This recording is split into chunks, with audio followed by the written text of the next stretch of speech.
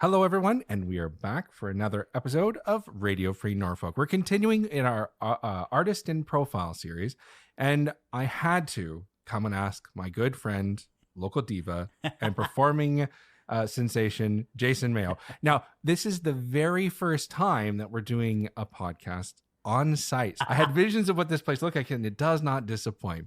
It's eclectic. I decorated as if I was like a modern 94-year-old woman. Lots of antiques, but like some brassy stuff. There's clutter, but that's just like me, right? So you get a lot. Well, when I announced this artist in profile series, I got lots of requests, and one of them was you. So I said, okay, well, let's go visit him. So tell us about yourself. So where did you grow up? I grew up just outside of Townsend in Norfolk County on a pig farm. So lots of hard work, lots of labor there. My dad raised pigs and I helped him out, and he did cash cropping too. So at his largest, he was farming 1,000 acres. So you're Norfolk through and through. Oh yeah. Like it's one of those things where was born and raised here, moved away for a little bit of time for school and then came right back. Yeah. I love it here. But what schools did you go to locally? Locally, I was a Bloomsburg Beaver. Now they're Bulldogs, so let's not talk about it.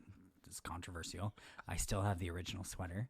And then I went to Townsend Central while it still existed and had that for middle school. And then off to Waterford where I actually work now. So that's got to be pretty cool. Yeah, it was interesting to come back, right? Like especially I teach in the classroom that I had English classes in. Really? So for the longest time, when I started teaching there, I would sit back in a corner where I used to sit as a student because I just couldn't bring myself to sit at the teacher's desk. Like I had to it was too much for me. So I would just go back to my little corner and sit in my corner where I had every lesson. So it was very weird, but when you were coming to get your education to become a teacher, where'd you go to university? I went to university at Laurier in Waterloo. Loved it there. I studied English and history. And as I said to you, which is kind of funny, one of my minors is almost religion. How is it almost religion? Well, I'm one credit short of having a religion minor. I took a lot of religion classes because I thought it was fascinating. It was just like the most interesting things, right? To sit down. None of it like North American, like no Western religion. It was all like Eastern spirituality, right? And like learning about all kinds of things like Buddhism and like learning about evil and why we believe in what we believe in. And I thought that was fantastic. Like what led it to you? What fascinated you about it? When you go to university, like I find that there's not necessarily a lot of interesting electives. Right. So I had done the science thing. I did the math thing. I was actually a really good math student. And I didn't want to go through that path because I'd left math behind me and sciences behind me. So it was either fine arts or something more social or political, right? So I was like, let's take a religion class. The first one I took was called Evil and Its Symbols. Ooh. Right? And it was like, we read a book called Why Do Bad Things Happen to Good People? And I remember reading this book and being like, what? Like, this is fascinating. I'm like, that people actually believe these things, right? And then, like trial by fire, and it's a test of your faith and all these things, right? And I was like, this is fascinating. And then I took another course on medieval mysticism. And it was about all these Catholic saints who would like flagellate themselves and starve themselves for visions. And you're like, what is going on? Like these people are so into this, right? And I thought that was fascinating. And it was really like a testament to what people can do if they really push themselves. And like that's not just in religion, like that's in so many things. And I was like, that fascinated me. And I was like, that is intriguing, right? So I could have almost been a religion teacher, which is so crazy. Why because most people would think I'm like so far away from. I would have guessed that personally. Oh yeah. Why just one away? Like you were just one credit? I had to fit in other stuff, so Oh yeah. it was like out of necessity, not out of Why did you choose English and history? Mostly because I knew being a teacher that those were sellable subjects. So So you came yeah, into with the I idea knew. you were going to be a teacher. Yeah, I knew since I was probably about 6 or 7 years old, that teaching was probably where I was gonna go, um, which is hilarious because it actually fits into a show that I did. Mary Poppins was my favorite movie of all time. Like, it's my number one. Yeah. People judge me for it, whatever. I don't mind. And part of who I am as a teacher is very much like Mary Poppins. Um, I'm fun, but I'm firm, right? And so she intrigued me so much that I was like, I want to help children too. Like, I want to help people. Mm-hmm. And then you have different experiences with teachers. And I did wane for a bit because I had some bad teachers in public school. Not bad, but just not very encouraging. And so then when I went to high school, that was an interesting time. But I found a teacher who just really embodied everything I wanted to be as a teacher. The wonderful Miss Linabi, who just literally retired. Oh, yes. I took her job when I went to Waterford, actually. So I'm doing the job that she had. So I kind of went full circle on that.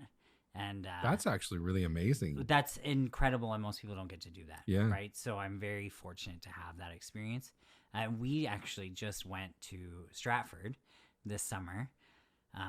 She taught me OAC English. Now, that was like the extra year for people who don't know what that is. And she taught Othello, and she would always read Iago. She would read Iago's part. She knows the lines. She has them memorized. And she was brilliant. And so now I teach Othello, and I don't know the lines, but I am also the only one that gets to read Iago. And so the two Iagos went this summer to go see Othello because it's playing at Stratford. And I bought her What Would Iago Do buttons. Oh, and yeah. We wore them, and we just had a great time. So it's really nice, like, to have those connections with teachers. So, and that's why I do what I do, right? Well, that's a really an amazing Yeah. connection.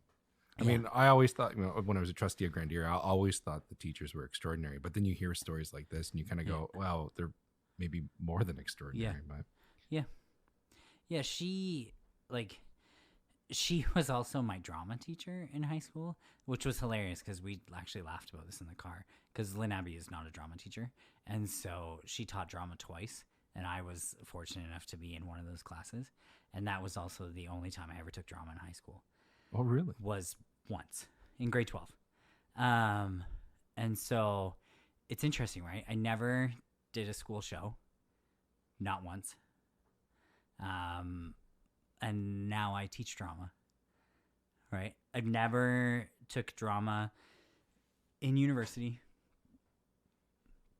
Someone in this past role, when I was at Lighthouse, an audience member asked me after the show if I had done classical training for opera. And I was like, no. You just loved it. I love acting. I love singing. Like, I used to sing in choir. Yeah. That was about it, right? Like, it wasn't. Where do you think where did this love of drama come from? Like, if you never, like, for me, I kind of found it at school. I mean, I found it kind of outside school, but I was kind of lost. And then all of a sudden we had this choir teacher who came in and she went to the principal and said, where are all your lost students? And she said, well, here are the ones that we consider that need help.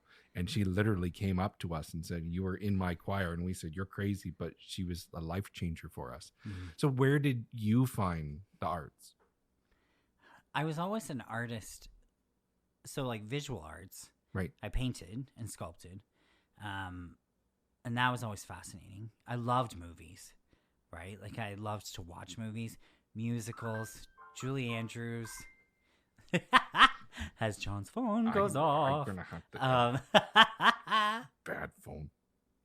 Carry on. And so, like, yet again, Mary Poppins, right? Watching Julie Andrews, Sound of Music, all those things, Bedknobs and Broomsticks, Oh, you know, yes. like all the classics. I would sing. And I think as a kid who could sing, I think that almost draws you into musical theater far more because you know that you could actually do that. Like that could be a thing, right? But we didn't have musicals at the school, or we didn't have school plays when I went to Waterford. That came actually after, and I'm sad. I wish like we had pushed for that kind of stuff, but I don't even think we really thought about it because we didn't have it. We didn't really think about it, and we didn't know other schools were doing it because we're such a large county, right? So Right. it's not like I knew that Simcoe was doing Pirates of Penzance or whatever. We didn't know, right? And I played sports too, so like I was a soccer player, so I didn't really get into that, and I worked a lot too, so there wasn't necessarily a ton of opportunity. The only time I ever acted were in 4-H skits. So like if we would go to like a nursing home, Yep. and do skits for the elderly, and we would perform that. And so like I would do that, and I thought that was fun, but that was like the extent of my drama, which I think is why when we ended up doing tenor together, you all were so like, what? Like so astounded. I was surprised that you had never performed before. I think people thought I was lying, right? I certainly did. But like no joke, that opening night, Claire and I were backstage. Claire Senko, lovely, beautiful. And we're backstage, and I'm about to go on, and you know she goes on just before me. Right. And she turned and she said, "Are you okay?" And I looked at her and I said, "I am either going to be okay or I'm going to puke." And she's just like, and she looked at me in her Claire way, and she patted me on the shoulder, and she said, "Just don't puke on me." and then she walked, and then in she went, and it was her entrance line. And I was like, oh God, here we go. Right. And then, well, you remember I had to enter singing opera. So that was like very interesting, and it was good. Right. So after university, you get your degree, and then you come back home to Norfolk. Yep. And what'd you do? Applied to Teachers College, didn't get in. It took me a while, so then I went and worked at Bell in the Simcoe Town Center, selling phones and being like working for the most hated company in Canada, right? So, and doing a lot of stuff like that. It was good. I loved the people I worked with. Yep. It was a job, and I also was realistic about the fact that I never stopped applying to Teachers College. I wasn't going to be that person who was just like giving up on their dreams. People said, just apply to the States. And I wasn't like, I came from a poor family, so it's not like I had a ton of money. So when they were like, just apply to the States, I'm like, that's $20,000. I don't have that money. I said I would rather go get another degree. Do you know why you weren't accepted the first time? I think it's just so many people. English and history thing is like a really good market. Like those are good teachables to have because those like English is the most mandatory courses, right? Right. However, it's the most common teachable. Oh. So I was common. And my marks, I worked a 40-hour work week while in university because I had to put myself through, right? Yep, I understand that. So my grades were okay, but they weren't great. So how many times did you apply? 3 times. So then the third time? Every school in Ontario. Every university in Ontario. And finally, in the third shot, I got a confirmation letter, and I cried. I remember opening it and crying. I think for multiple reasons. And it said, "Congratulations, you have been accepted into the Bachelor of Education program at Lakehead University in Thunder Bay, Ontario." Wow. And so I moved 16 hours north. And that was an interesting time in its own right, really. So, like, it was the strangest place I've ever been. And I had nobody, Yeah. right? Like, I'm at that point, I was 26 years old. I was moving to a place where I didn't know a soul. Everyone was going to be younger than me, right? Not everyone. There were a few people who were older, but and it was so interesting because I basically went up there and I'd already done like the party life. I'd already done all those things. Like that was past me. So I became like everyone's mom, right? Like I was like, "Do you need a driver tonight? Get in. Let's go." Like, I'm making sure you get home. None of this nonsense. And like people would come over, I'd make them dinner. A bunch of us didn't go home at Thanksgiving because it was so far away, right? Yeah. And it's expensive, right? So we had a Thanksgiving there, right? And I made pecan pie and we cooked a turkey. And it was because you make that space, right? Like ideally you take your energy and you take it to a place and you make that space with it. So like I was super nervous and some people would have just declined the offer because they wouldn't want to go so far away. I'd never been that far away. And I wasn't about to fly. I'd never been on an airplane before. Mm-hmm. So it was like, this country bumpkin had never been off the farm. Like he wasn't going to go too far. And then now I had to be so far away. It was a tough time. It was emotionally draining, but I made it through. And it was actually, education-wise, it was amazing. Like it was a really good program, so I was happy to go there. So I met some great people. When you finished, what was it like to finish? Because this is long-standing dream. You've gone way far away to this, out of the wood. I didn't just finish, John. I finished with honors, Ooh. and I was like, "Whew, I still got it." Because I hadn't been in school for years, so I was like, it's been a couple years. Are my writing skills going to be okay? Like, is this going to happen? I remember at midterm, we took because you had to take like teaching English as a course and teaching history as a course, right? So I take this teaching English class. You would have loved this professor. He was Shakespearean in his own right. He was just everything. He was so dramatic and so over the top and well spoken, but like pronunciation was crisp, right? Yeah. Like everything was enunciated, and he was such an interesting man. And we come back from midterms, and he stands at the front of the room and he says, "Well, for the first time in my career of teaching this course, someone got perfect on the midterm." And we're all like looking around the room. And we're like, okay. He's like, "Congratulations. You'll know who you are when you check your mark." And we were like, all right. So like you don't think anything about it, right? And I go home and it was me. And I was like, whoa, whoa, whoa. Where did this come from? Because honestly, English was an interesting thing for me because my grade 5 teacher handed back one of my projects once and said these words: "I hope you never have a career in English." Oh. And I know, right? So I won't name names. So I was devastated because I always thought my writing was actually fairly good. Yeah. I knew I struggled with spelling at times. But other than that, I thought it was good. I read a lot, right? I still read a lot. And I was devastated. And I remember as a 5-year-old, I was still fiery, right? Or sorry, grade 5, I was fiery. So I was probably like 12. And I said, no, like, I will have a career in English.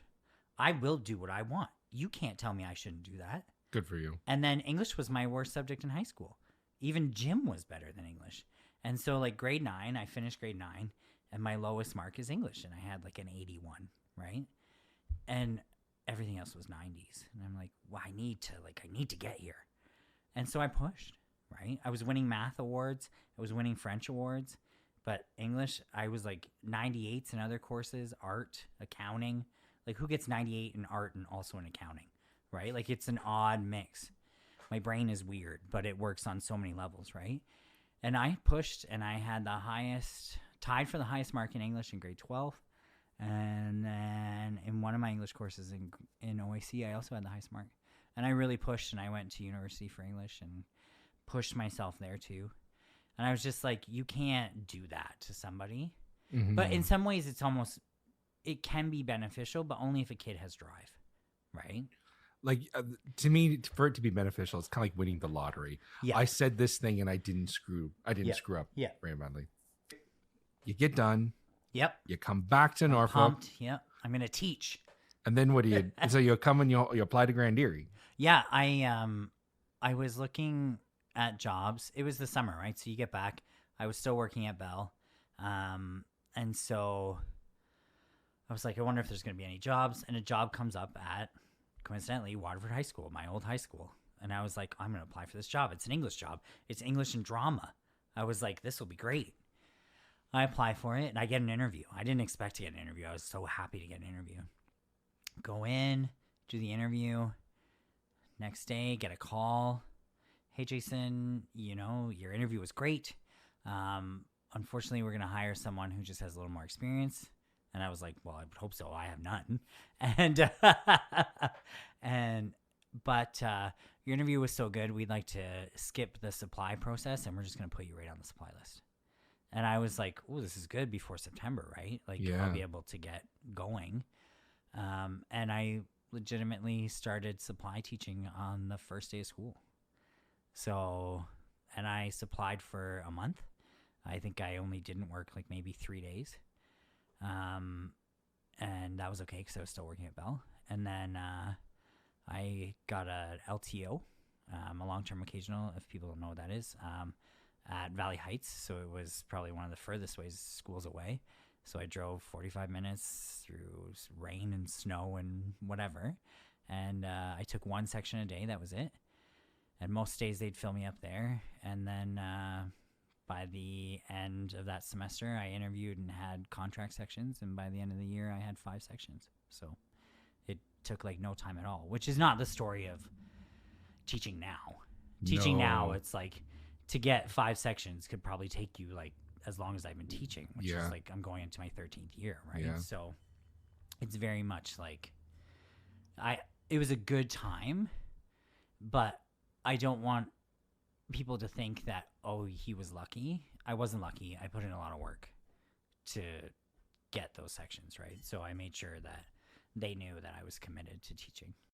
One of the things you're known as in the community is the drama teacher. Yes. So how did that evolve inside the school? It was so weird. I was working at PJ as the department head of English. It was an acting position. I applied again because the position came up as a full-time position, and I didn't actually get the job, which was astounding. But at the time, the headship at Dover had came up. And so it was for English, library, and drama. And I was like, well, I have my library. This is good. I was like, I love English. This is good. I've never taught drama. I don't know how this is going to go, right? And I get the job, and I go and talk to the person who was retiring, and she was like, oh, no, it'll be great. I've got this program. It's huge. And I was like, what? And she's like, oh, yeah, the drama program's huge. You're going to be teaching drama all afternoon. I was like, what? She's like, oh, yeah, like half your sections are drama. And I was like, but I'm not qualified to teach drama. And she's like, oh, it doesn't matter. You got it. Like, you've accepted. You're good. You're good. And I'm like, well, what is this program? And she's like, well, it's a high skills major drama program.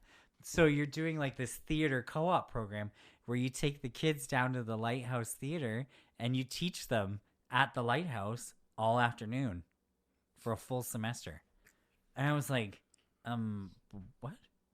She's like, yeah, you got to bring people in to do workshops. You got to have a huge production at the end. And I'm like, oh my goodness. And I was terrified, right?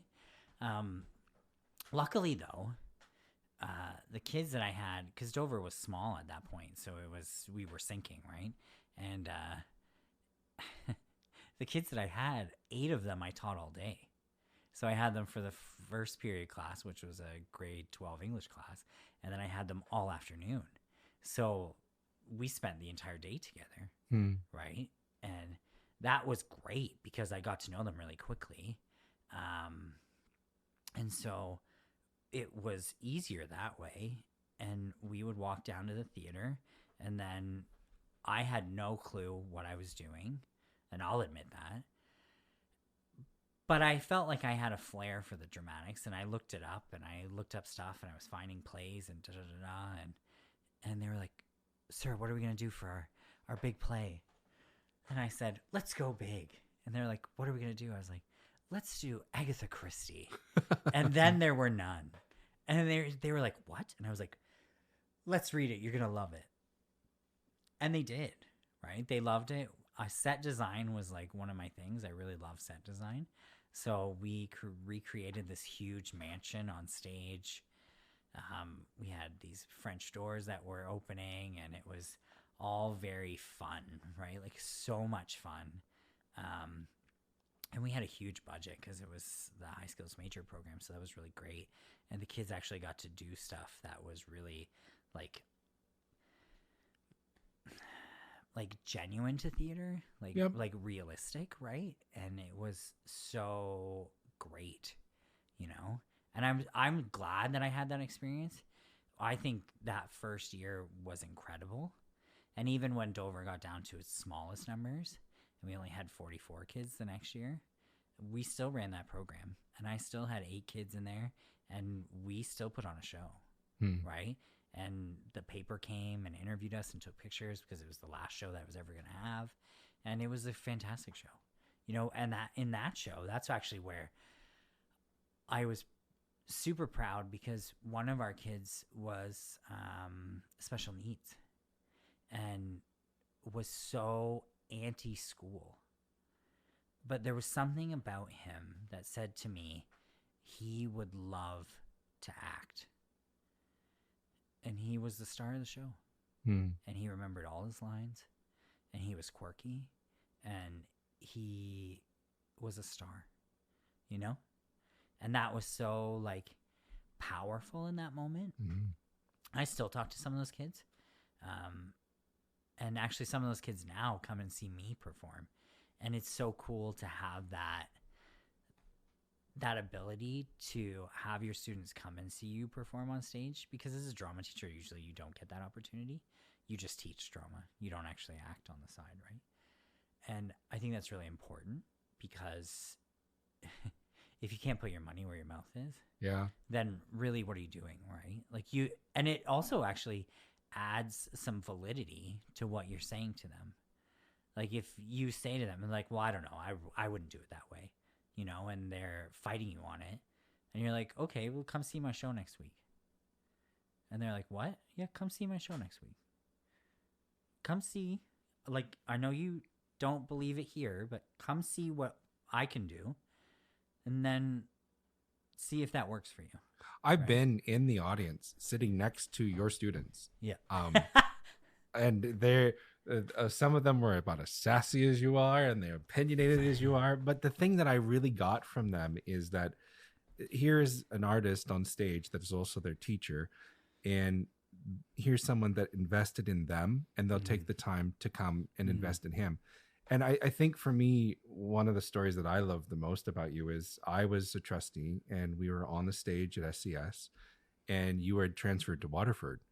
And then you came back and you said on the stage, these are my students and I'm here to see my students graduate off that stage. And every one of them was like, yep, that's my teacher up there.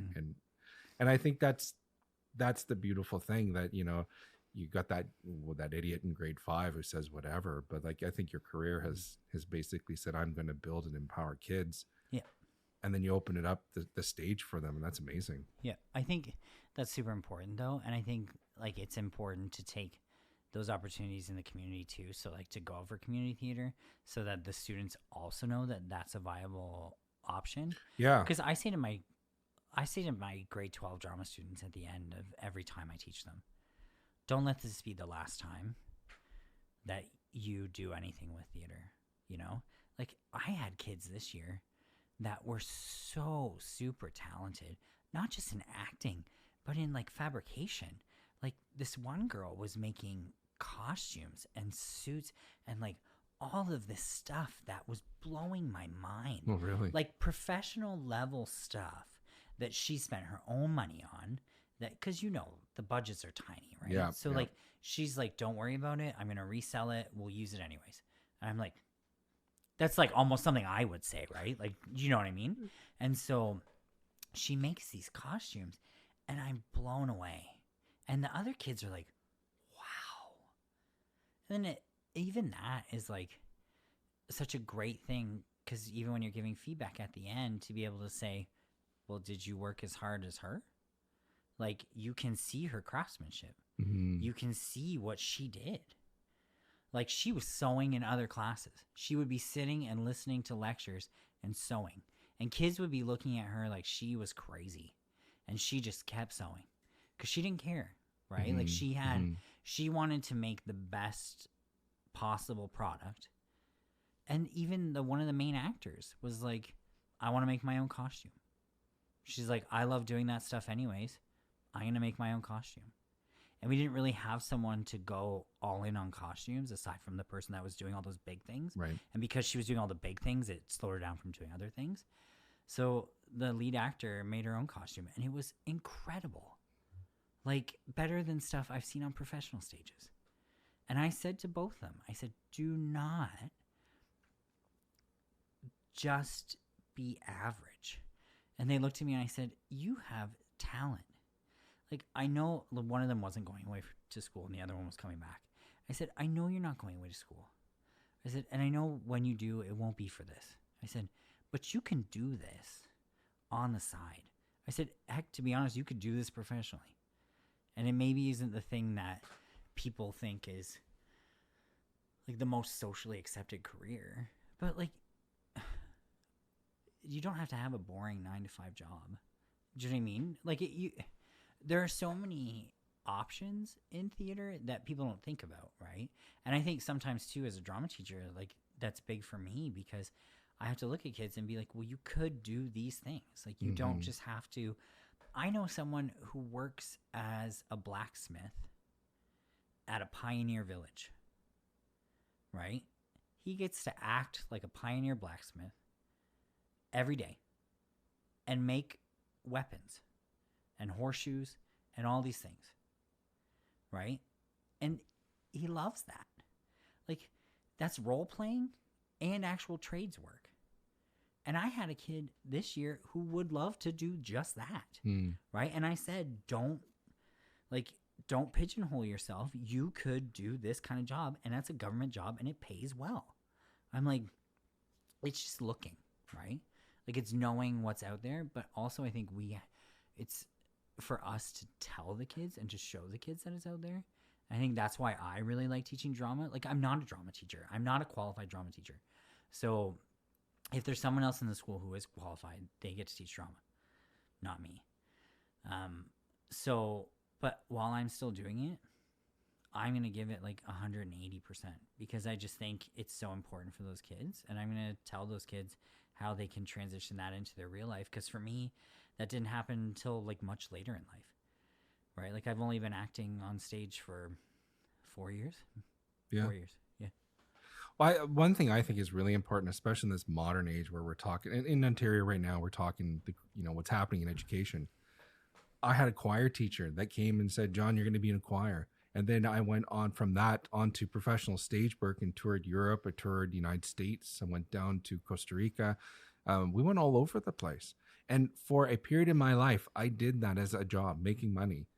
And I think that there are times that we say the trades, we say, whatever's in vogue. But I think that for a society to be really balanced, you need artists, you need singers, you need plumbers, yes, you need electricians, yes, yeah. But you also need actors and you need singers. I think that's part of the whole texture of who we are. So I got to tell you, I'm impressed with the work you do. I always have been. John, you're my biggest fan. I am. I always knew you were. So let's go on to some of the shows that you've been in. So you get the chance. You lend me a tenner.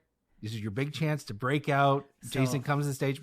How'd that come about? So I didn't audition for Lend Me a Tenor. What? I auditioned for Oh, Evil yeah. Dead the musical. Right. I was so excited. I was like, I'm gonna do this. I'm gonna take a risk. You know, I had been taking risks with my life at that point, and I was branching out and doing things that were more exciting. I had already done some TV stuff, so I was like, I'm gonna keep going, right? And so I saw the advertisement, and I was like, this is my kind of style. It's quirky. It's interesting. I looked up the music. I listened to some songs. It was vulgar and funny, you know, very much like me. So I was like, okay, I can do this. So I go and I audition.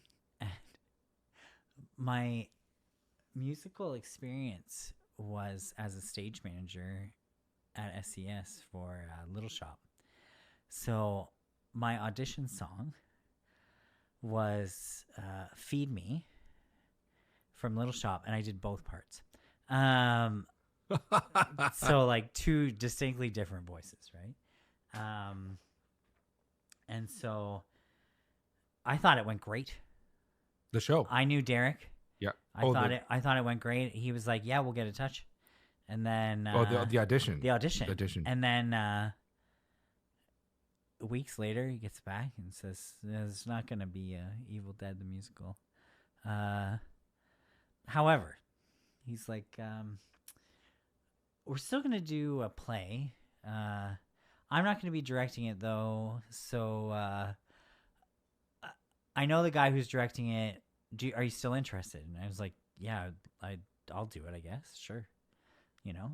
And he's like, "Okay, I'll talk to him." And I guess it went like this.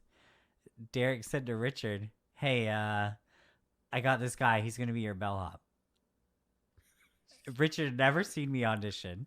He had no clue who I was.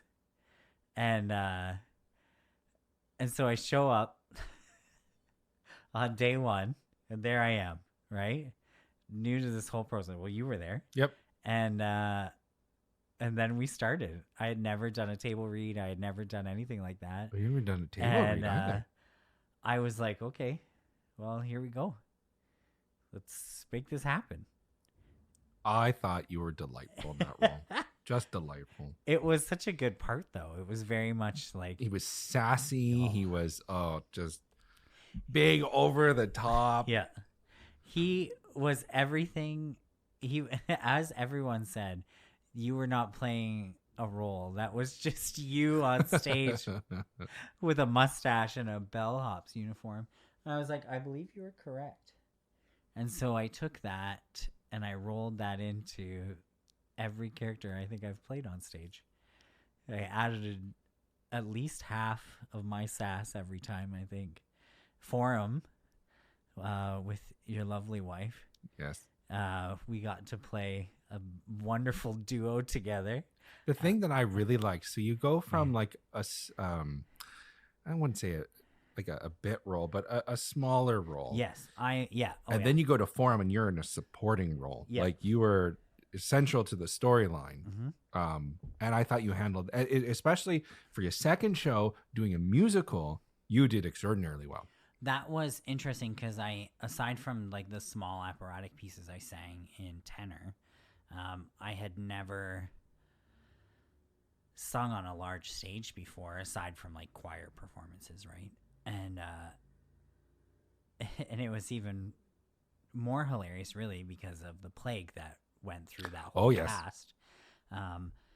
We had a round of illness, and so it's like everybody was going down. Everyone was down, right? And so I remember on the first night, you had one person go to hospital too. Yes, we did. Jillian went to hospital and was out for a week. And then her roles had to be shifted and da-da-da-da. And I came in the one night and I was like, I'm sick. And they were like, stop kidding. And I was like, I'm not kidding. I was there on that show. Yeah. And they were like, "Oh, we got to cut your solo." And I was like, and but I sure as heck wasn't cutting the number with Meredith, and I don't know if I'd ever heard an audience laugh so hard Oh, when I I know. started singing with that frog voice. Your daughter still talks about it. Yes, she does. Um, She loved that performance. that was.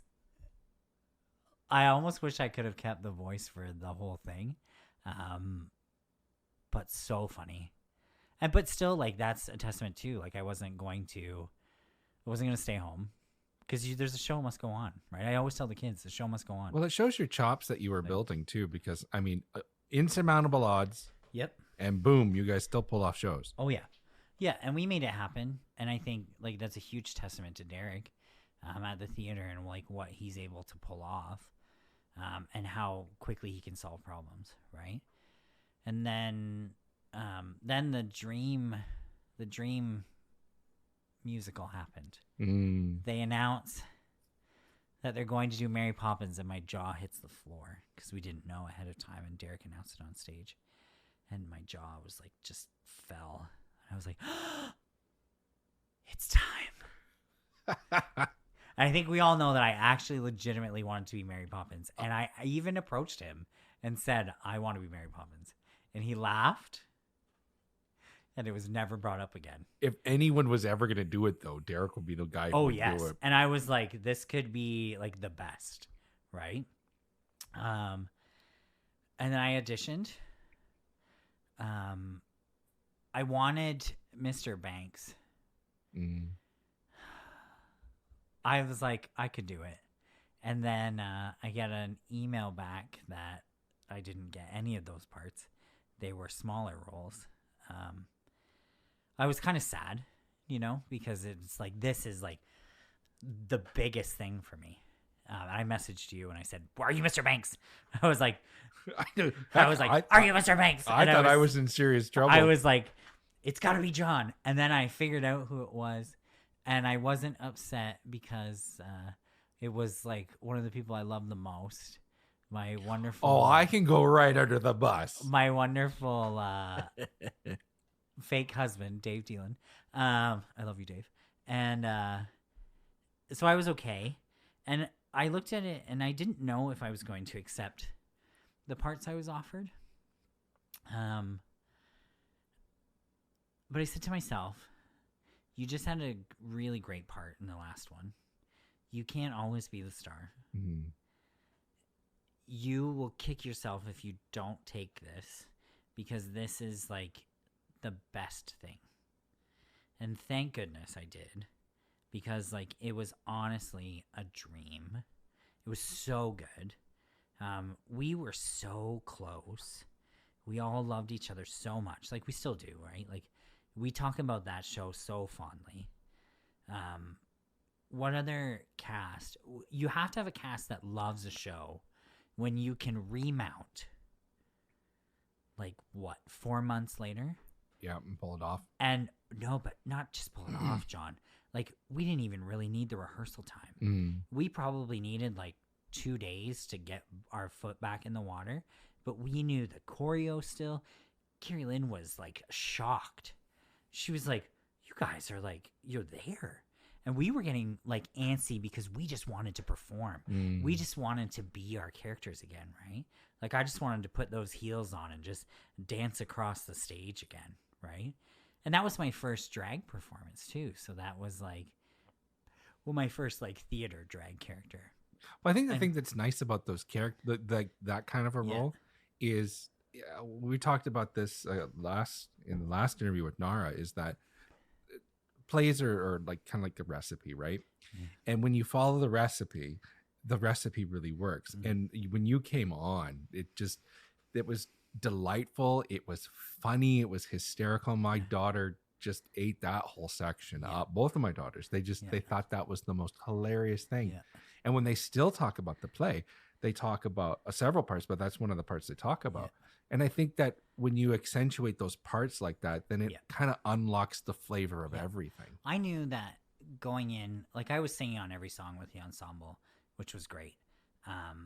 But like going in, I knew that when Mrs. Corey hit the stage, she had to be everything, and I had to just suck in all the attention, right? I was like, she's going to be larger than life. And it's going to be, I'm going to take that song, which is like, Supercal is iconic, you know? So to be like a lead singer in Supercal, like one of the three people, like that was great. Yeah. Right? And with JP and with Meredith or Carmen, right? Like, and that was better than I had ever expected, right? Being the cop was fun. Like, I got to abuse children, which, you know, is always a dream. But, but it was like being Mrs. Corey was so great, you know? Like when Mrs. Corey, when the makeup was on and the skirt was on and the jacket and all that and the wig and the big old hat and the heels. Once the heels came on and I started walking up the stairs, all the sweeps would be like, "Hello, Mrs. Corey. You're looking great, Mrs. Corey. Love your highlight, Mrs. Corey." And like Mrs. C was in the building, right? And it was like, and that I think Derek knew. He originally, Mrs. C was going to be Mr. C. And Jan and Sally said, "No, you let it be Mrs. C. This is going to be wild." And it was, right? It was great. So, and then Wizard of Oz, that old show, that was. So you wanted the Cowardly Lion at the beginning. Like, It was the only part I auditioned for. Yeah. Just like Nara only auditioned for Scarecrow. I walked in. I said to Sally was standing there. Sally's one of the wonderful people who works backstage. Sally was standing there. I said, "Sal, you think it's okay if I just put this?" I said, "I don't want to be ensemble." I said, "I don't want to be any of those other things. It's lion or nothing." And she said, "I think that's fine." And so I threw on my fur coat. I put my pink bow in my hair. I walked through that door and I got on that stage and I sang King of the Forest. And Michelle, this was actually quite fun because Michelle Jackson, who does the music, she was like, "You want me to come up and play with you?" And I said, "Okay, sure, let's do it." Right? And the last time she had done that was for Forum, because I auditioned with Calm, right? And she was like, "Yeah, let's do it." And she was on the piano, and I was just belting it out and hamming it up, right? Hamming it up. And I got the part. And I was so happy, right? Like, 4 years. First year, support. Second year, first year, bit part. Second year, support. Third year, bit part. Fourth year, your principal. Yeah. Yeah, right? Like, that was crazy. And like to have like such little experience with theater and with doing all that stuff and to be able to excel quickly made me feel great. Right? Like that I had put in the work that I needed to put in to get to where I am. I think it's amazing, but the other thing that I have to say is part of that is Derek has created this wonderful gem in our community that you have professional production, oftentimes you had professional direction. He brings in people from Toronto who do this for a living. He takes his theater and he says, for this time, this is for the community to come, and here's Jason coming on, with a little, stage experience, and then you ramp up to this in that short amount of time. It's a treasure that Derek has created, and many, many people have benefited that, and I think audiences benefit. I mean, the shows were sold out. When the remount happened, the show sold out. Everyone loved it. Every show of Mary Poppins was sold out. Yeah. Every show. Wizard of Oz, I think 50% of them sold out, but we also, for the first time, opened the balcony. Yeah. So if the balcony hadn't been open, would have been 3 weeks of sold out shows again. And it seems like they're just building. Like I think it will Yeah. not be long before the balconies sell out. I mean, I think it didn't happen because it was the first time, but I think it's one of those things where people understand, and we talk about this. You and I have talked about this. Our community has such talented people. We are so fortunate. Some of that, I think, lends itself to the programs in the high school. Some of that leads itself to after school programs, town hall kids, art with heart, all those things, right? YTP, even young company in the summer at Lighthouse, right? Like these kids are nurtured. We support the arts around here. We have a lot of people who really love the arts and fight for the arts. And I think in a small community, if you don't have that, it doesn't exist. Haldeman, not a huge arts thing, right? There's no real kids programs. A lot of them come to Norfolk. well, even the theaters, like you kind of touched on it, but we we already talked about this, but for Derek and that board to say we will set aside this time frame to support community theater at that level is extraordinary. Yeah. And then even Simcoe Little Theater, the opportunities it affords students to go in and to dabble and play, give a chance. Yeah. It's amazing. It's incredible, and it's like so fortunate for us to be able to do those things. And like, where else was I ever going to get to be the Cowardly Lion? Do you know what I mean? Like, that was dream roll. Like, tick it off the list because there it is. Yeah. Right. And some people were like, that was, you were meant to play that part. Like, he's very much, even the character himself, like the movie, I don't think I strayed too far from the original version. You didn't, but you definitely put the Mayo touch on it. Yeah, I was extra, but like in the best of ways, I think. I think you took a staple. The hard thing with some of those shows that are so iconic, if people want it to be like the original. Yes.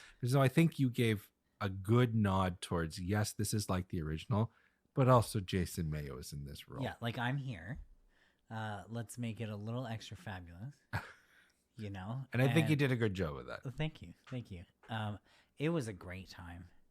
Like, honestly, working with Richard, Nara, Libby, the four of us were like amigos. We gelled real quick. We made it happen. We were backstage and we were like, okay. Richard was like, you're so funny. He's like, your character's so funny. He's like, we just all need to be really funny. And I said, just kick it up a notch then. I said, just make it funnier. I'm like, keep going. I'm like, all those things, do those things. I'm like, why don't we just be all ridiculous? I said, every characteristic that you're supposed to display with your character. Like, I was the dumbest lion known to mankind. I was chasing my tail. I had no clue what was going on. I was so stupid, and I just played it up. I was like, let's just be dumb. And it's so great because I said to them, in what story do four bumbling idiots win every time, despite the fact that they do everything wrong, right? He said, let's play that up. And that was, the audience loved it. It was good times. Like, that itself was magical. It was a magical time. And I'm really, I'm so glad I got that part. So glad. It was great.